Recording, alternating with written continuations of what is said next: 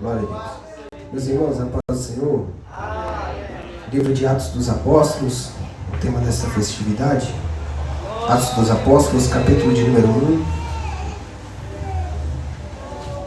Eu quero ler com os irmãos a partir do versículo de número 9. Atos dos Apóstolos, capítulo de número 1. A partir do versículo de número 9. Amém, irmãos? Glória a Deus.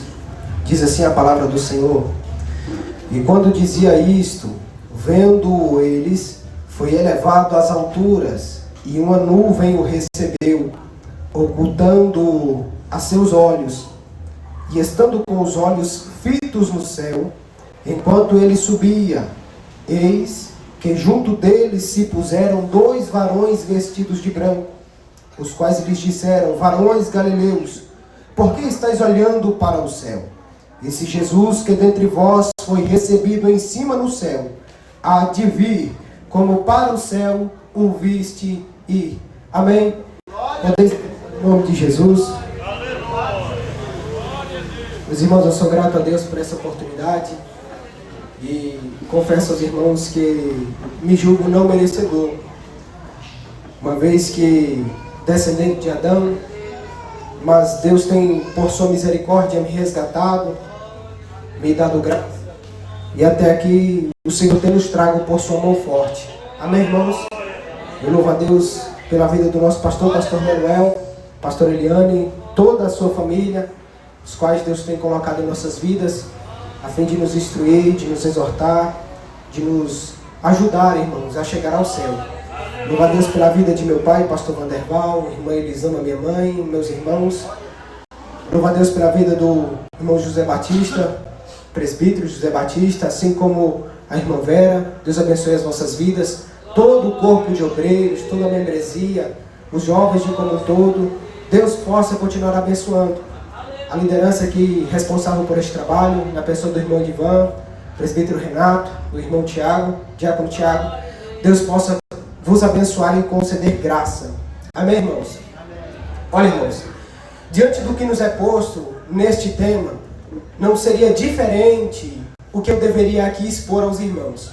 Com a graça de Deus, eu quero falar aos irmãos acerca do arrebatamento da igreja, visto que isto é uma necessidade para o nosso presente dia, para os nossos presentes dias. Uma vez que uma onda de perca, vamos assim dizer, de fé, onde pessoas que outrora criam no arrebatamento da igreja já não esperam mais o advento, a vinda de Jesus Cristo para levar os seus.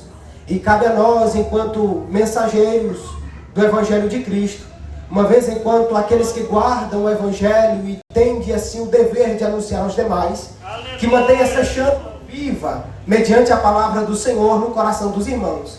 Amém? Então, com a graça de Deus, eu quero tratar acerca do arrebatamento da igreja. Meus irmãos, o Evangelho, ou melhor, o livro de Atos dos Apóstolos é um livro histórico que compõe o cânon neotestamentário, ou seja, o cânon do Novo Testamento. É um livro histórico, uma vez que relata acerca da igreja de Jesus Cristo, logo após a sua ascensão aos céus, quando Jesus é elevado às nuvens e recebido em cima. Os discípulos agora ficam incumbidos da responsabilidade de dar continuidade à igreja do Senhor, dar continuidade àquilo que lhes fora posto. É interessante observar que o Dr. Lucas, escritor de Atos dos Apóstolos, também escreveu um evangelho que leva o seu nome. Os 2 livros, os 2 volumes, foram endereçados a uma pessoa, um senhor por nome de Teófilo. É interessante que Paulo diz aqui no livro de Atos dos Apóstolos, capítulo de número 1, ele diz: Fiz o primeiro tratado, ó Teófilo, acerca de tudo que Jesus começou, não só a fazer, mas a ensinar. Logo observamos que o Dr. Lucas, em seu primeiro tratado, tem por objetivo mostrar a Teófilo a pessoa de Jesus Cristo, mostrar os seus ensinamentos, os seus feitos e grandes maravilhas que se seguiam em seu ministério terreno. O Dr. Lucas visa fazer conhecido de Teófilo a pessoa de Jesus Cristo.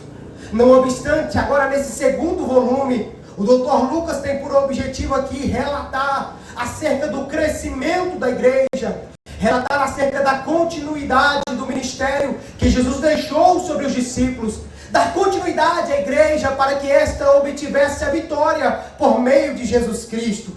Logo, nós observamos que a cronologia de eventos em que está posto esse texto ao qual lemos é um texto que está colocado logo após a ressurreição de Jesus Cristo. Quando Jesus ressurge, ele vai ao encontro dos discípulos e, como diz o Dr. Lucas, ele diz que estando com eles por espaço de 40 dias e falando do que diz respeito ao reino de Deus.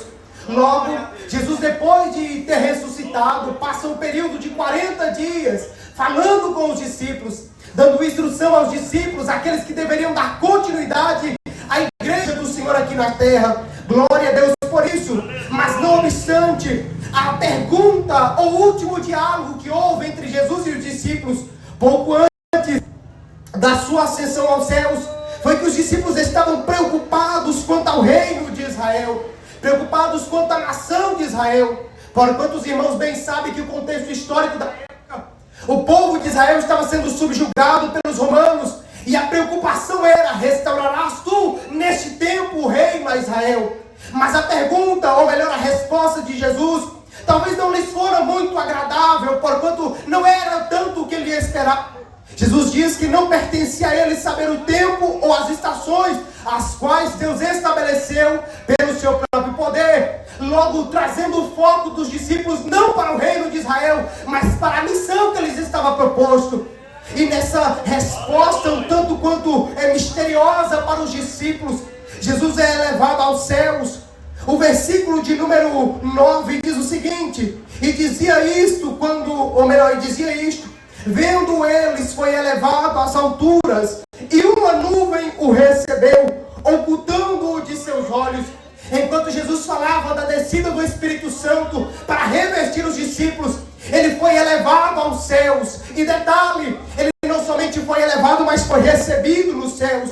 O texto diz: e uma nuvem o recebeu, ocultando-o de seus olhos.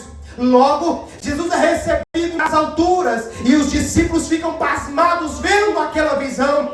Aliás, pergunte-se a si mesmo, se fosse você na pele dos discípulos, qual seria a sua reação vendo homens sem mais nem menos levitando e subindo às alturas, e de repente uma nuvem o encobrindo de seus olhos, não sendo mais possível vislumbrar ele subindo, mas tendo a certeza de que ele subiu e foi recebido em cima. Para os discípulos foram um misto de emoções, preocupados talvez com quais seriam os rumos que eles deveriam tomar, quais seriam as próximas decisões, o que deveria ser feito. Mas Jesus deixou para eles bem claro que eles deveriam esperar em Jerusalém até que do alto fossem revestidos de poder. Aleluia! Mas enquanto observavam aquela visão tão gloriosa de Cristo subindo às alturas, nós vemos que enquanto olhavam, o versículo de número 11 diz, versículo de número 10 diz, e se puseram junto deles 2 varões vestidos de branco. Glória a Deus por isso. E os varões diziam a eles: varões galileus, por que estáis olhando o céu?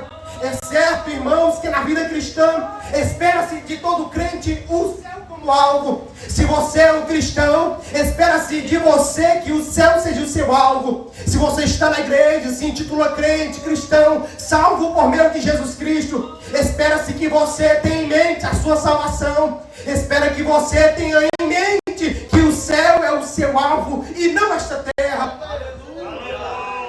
Não obstante, os discípulos vendo aquilo, os anjos agora voltam para eles perguntando: por que olhais para os céus? Esse Jesus que dentre vós foi recebido em cima, há de vir, como para o céu o viste ir. Glória a Deus. Os discípulos aqui estavam ratificando, ou seja, confirmando aquilo que o próprio Jesus já disse outra hora. Nós vemos que nos evangelhos, Jesus por vezes testifica da sua vinda, do seu retorno, do seu regresso.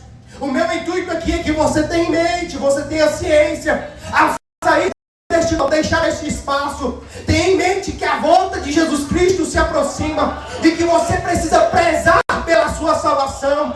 Você precisa ter em mente que a sua alma é especial, é preciosa aos olhos de Deus e Ele não quer te perder. Portanto, prepare-se para o arrebatamento da igreja. Aleluia! Jesus disse no Evangelho segundo escreveu João, capítulo de número 14, verso 1. Você bem sabe o texto, mas permita-me repetir. Ele diz: não se turbe o vosso coração. Credes em Deus, crede também em mim. Na casa de meu pai há muitas moradas. Se não fosse assim, eu vos teria dito: vou, pois, preparar-vos um lugar. E se eu for e vos preparar lugar, virei outra vez e vos levarei para mim mesmo, para que aonde eu estiver, estejais vós também. Logo, já é promessa, não dos anjos, mas de Jesus, que retornaria para buscar os seus, retornaria para levar a sua igreja consigo. Aleluia! Jesus Cristo, em outras vezes, em outras oportunidades, também por meio de parábolas, ele fala acerca da sua vinda. Mateus capítulo de número 25, versículo de número 13, quando falando da parábola das 10 virgens, ele diz: vigiai, pois, porque não sabeis o dia e nem a hora em que o Filho do Homem há de vir. Glória a Deus. Ele deixa os discípulos alerta, dizendo: olha, eu virei para vos levar para mim, mas vocês não vão saber o dia, não vão saber a hora. Mas, irmão Jefferson, como é isso? Se alguém vir me buscar, como eu não vou me preparar? Detalhe, você só não sabe o dia, não sabe a hora, não sabe a data ao certo em que Jesus vai vir. Mas se há em você acesa da volta de Jesus Cristo, prepare-se para subir com Ele no seu advento.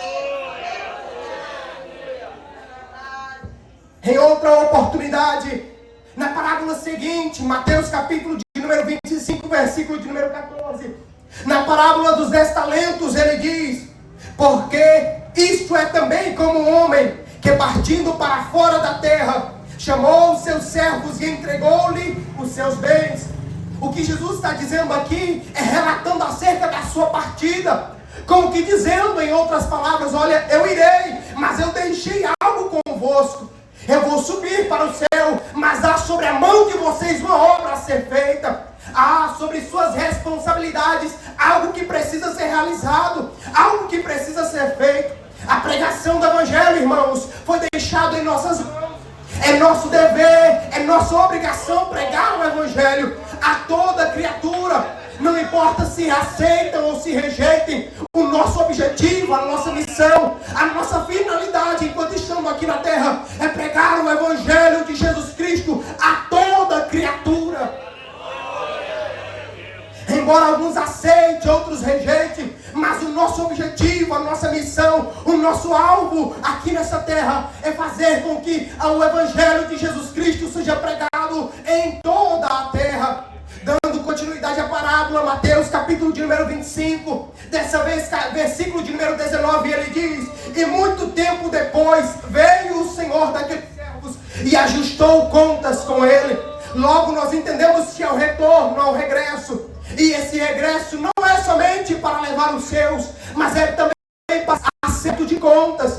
É para trazer, aleluia, aquilo que foi feito, para que os seus servos recebam um justo pagamento pelo que fora feito. O galardão, irmãos, não será entregue, mas só será entregue para aquele que milita a boa milícia. O galardão será entregue, mas só será entregue para aquele que cumprir a sua missão, para aquele que cumprir a sua responsabilidade. Há sobre você, há sobre a sua mão dons espirituais, os quais Deus, por meio do Espírito Santo, repartiu sobre os seus. E talvez você diga: irmão Jefter, eu não prego, irmão Jefter, eu não canto, eu não tenho coragem de tomar o microfone e falar a alguém acerca de Jesus.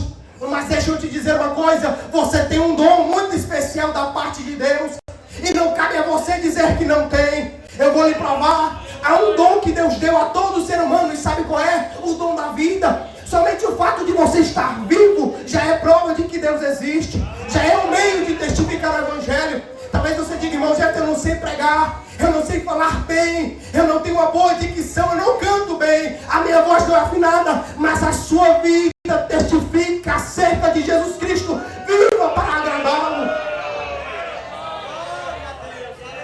Glória a Deus. Jesus Cristo, em uma outra oportunidade, falando acerca do sermão profético, também no Evangelho de Mateus, capítulo de número 24, versículos de número 36 e 37, ele diz: porém, daquele dia dia e hora ninguém sabe, nem os anjos do céu, nem o Filho, mas unicamente o Pai. Glória a Deus. Nós sabemos que Jesus Cristo vai voltar, embora não saibamos a data, o dia, a hora exata em que vai acontecer. Alguém, por sua soberba e arrogância, alguém pelo seu ego inflamado, talvez pelo pouco conhecimento que possua, tenta ainda nos dias de hoje datar, marcar um dia, uma data para o advento de Cristo. Coitado, não sabe ele que Jesus Cristo é Senhor, não sabe ele que Deus é o eterno Criador, e a ele, ou melhor, e sobre ele nenhuma criatura se põe. O que tentou se pôr sobre Deus foi mandado embora do céu, foi atirado à terra. Mas o que eu quero dizer aos irmãos e irmãs, embora tenhamos a certeza que Jesus Cristo vai voltar, não podemos nos dar ao luxo, nem sequer por um segundo, de marcar um dia, uma hora, uma data para o advento de Cristo. Quem faz isso, irmãos, não está observando a palavra de Deus, não está agindo com verdade, mas está agindo com leviandade. Não se deixe enganar pelos falsos profetas que têm surgido, como que marcando uma data, marcando um dia, marcando uma hora exata, como se Deus fosse servo dele e obedecesse o seu mandado, como se Deus fosse alguém que se submetesse à vontade humana. Pelo contrário, Deus é Senhor e não mudará jamais. Há uma data, há um dia, há uma hora marcada, mas nós não sabemos qual é. Irmão, gente, como eu faço para me preparar, não sabendo qual é o dia, não sabendo qual é a hora, não sabendo o momento exato da vinda de Jesus? Viva todos os dias da sua vida preparado para a volta de Jesus Cristo. Enquanto houver em ti, nesse teu corpo físico, fôlego de vida, viva pronto, preparado para ir para o céu. Viva todos os dias, todos os momentos, preparado para subir com o arrebatamento da igreja. Esteja pronto, esteja preparado. Jesus continua dizendo, e diz como foi nos dias de Noé, assim será também a vinda do Filho do Homem. Para os irmãos que não se lembram, permitam-me recordar-vos que Noé foi um homem justo, pregador da palavra de Deus, quando ainda no seu tempo testificava acerca do juízo que Deus havia de enviar, construindo para si, a mando de Deus, uma arca, para que os animais fossem salvos junto com a sua família. Mas os homens daquela época não deram ouvido à voz de Noé, não dando ouvidos à pregação que Noé lhes fazia. Ao contrário, perguntavam-se, você está ficando louco? Tendo Noé como uma pessoa louca, fora de si. Mas ao momento em que não esperavam, Deus abriu as comportas do céu e sobreveio sobre aquele tempo uma chuva tão grande, uma inundação tão grande, que nenhuma alma se salvou, senão a família de Noé, que adentrou para a Arca da Aliança. Assim como a família de Noé foi poupada naquele juízo que veio sobre a terra, assim a igreja também será poupada no arrebatamento da igreja. Quando a trombeta soar, nós subiremos ao encontro do nosso Senhor nos ares. Esse momento nos aguarda, irmãos. Assim como Deus guardou a família de Noé, Deus guardará a igreja da grande tribulação.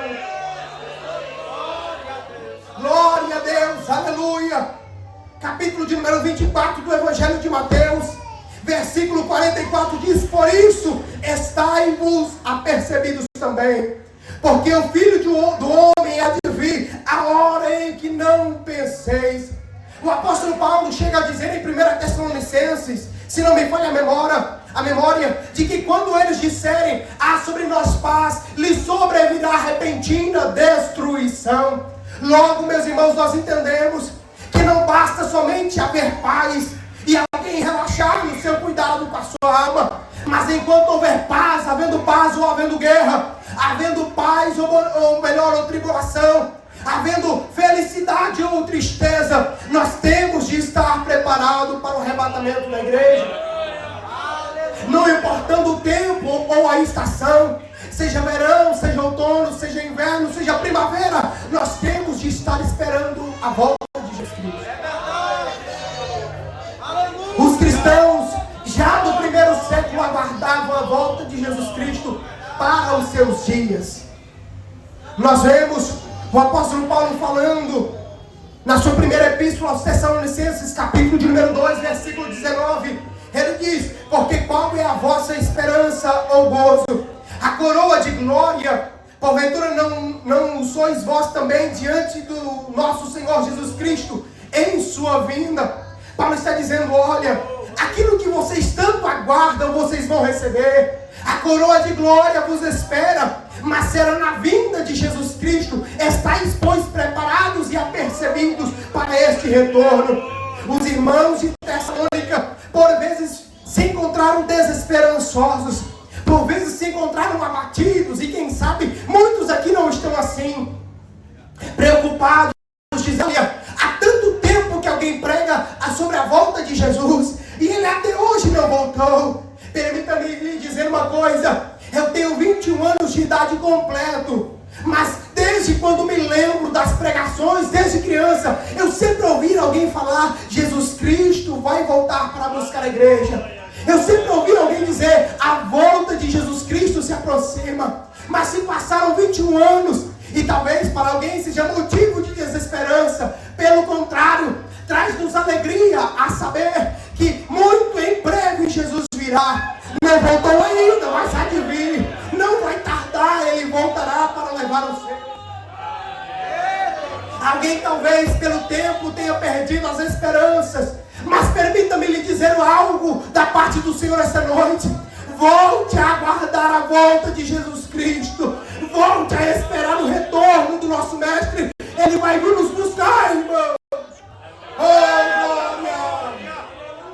Santo Espírito de Deus, aleluia! Glória a Deus, aleluia! Oh, glória, glória, glória!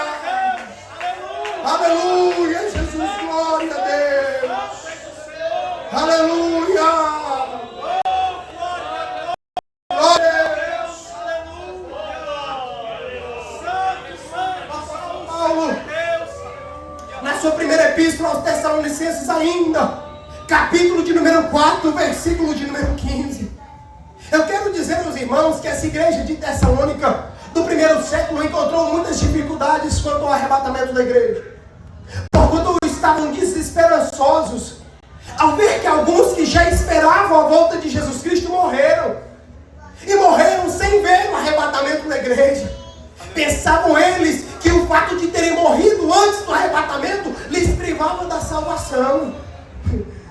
Olha, mas temos a graça do apóstolo Paulo, e ele diz o seguinte: primeira epístola aos Tessalonicenses, capítulo de número 4.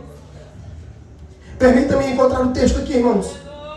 Aleluia, glória a Deus. Primeira Tessalonicenses, capítulo de número 4, versículo de número 13, ele diz: não quero, porém, irmãos, que sejais ignorantes acerca dos que já dormem, porque não vos entristeçais como os demais que não têm esperança. Ao contrário de alguns, e eu gosto disso, porque enquanto alguns perdem a esperança, perdem, ou melhor, a alegria de esperar, ainda há, irmãos, mesmo que no meio destes, poucos que aguardam a volta de Jesus Cristo. Não perderam a esperança, mas permanecem aguardando a volta, o regresso, o retorno do nosso Mestre amado. Glória a Deus. Ele diz: porque se cremos que Jesus morreu e ressuscitou, assim também aos que em Jesus dormem, Deus os tornará a trazer com ele. Alguém se preocupava com os mortos? Paulo disse: não se preocupem, eles vão ressuscitar, eles vão subir junto com a igreja. Aleluia. E talvez você se pergunte, irmão, já tem como considerar esse arrebatamento? Nós entendemos que Jesus Cristo há de voltar, e será dessa forma. Dizemos-vos, pois, isto pela palavra do Senhor, que nós, os que ficarmos vivos para a vinda do Senhor, não precederemos os que dormem. Porque o mesmo Senhor descerá do céu com alarido e voz de arcanjo, e a trombeta de Deus, e os que morreram em Cristo ressuscitarão primeiro. Depois nós, os que ficarmos vivos, seremos arrebatados juntamente com eles nas nuvens. Olha que alegria! Deus preza tanto pela unidade, Deus preza tanto pela comunhão da sua igreja, que nem mesmo no arrebatamento alguém vai subir primeiro do que o outro. Ninguém vai subir primeiro do que o outro, ao contrário, subiremos todos de uma única vez. Glória a Deus por isso. Mas talvez você se pergunte, irmão Jefter, e os que já estão dormindo, os que já morreram, irmão Jefter, aguardando o retorno? Eu vou lhe responder: Deus os ressuscitará naquele grande dia. Ressuscitarão eles e serão transformados em um corpo glorioso. Mas nós não ficaremos para trás, nós também seremos transformados e subiremos ao encontro do nosso Deus dos ares. Aleluia! Assim como Jesus Cristo foi recebido em cima, a igreja do Senhor também será recebida nos ares. Glória a Deus! Jesus Cristo há de vir nas nuvens encontrar os seus. Agora, que alegria, irmãos! Porque Jesus foi recebido pelos anjos, sendo o Senhor recebido pelos anjos. Mas nós, enquanto noiva, enquanto esposa do Cordeiro, não serão os anjos que nos irão receber, mas será o nosso Senhor Jesus Cristo, o nosso amado esposo, nos esperará no céu. Que honra, que alegria, que cuidado da parte de Deus nos buscar.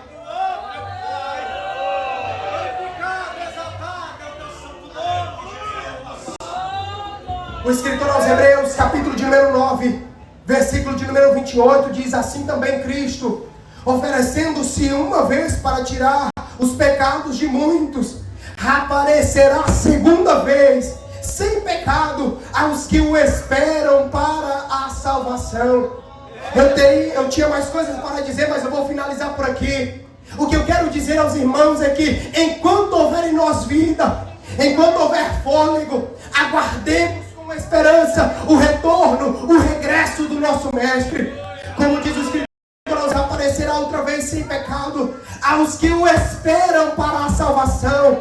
Alguns esperam Jesus para a condenação porque não creem nele, mas a igreja aguarda em Jesus Cristo para a salvação das suas almas. Talvez você até esse presente dia, até esse presente momento, não tenha se preocupado com a sua salvação, não tenha aguardado o retorno, o regresso de Jesus Cristo.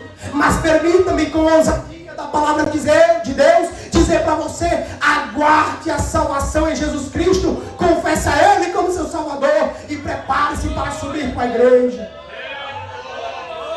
Amém, meus irmãos? Eu tinha mais alguma coisa da parte de... ou melhor, alguma coisa para dizer mais aos irmãos, mas fiquemos por aqui. Se coloque de pé, por gentileza, em nome de Jesus. Eu louvo a Deus mais uma vez, pastor, pela oportunidade. Deus seja louvado. Irmãos, a palavra de Deus foi pregada, e cabe a você, neste momento, uma decisão crucial de sua vida.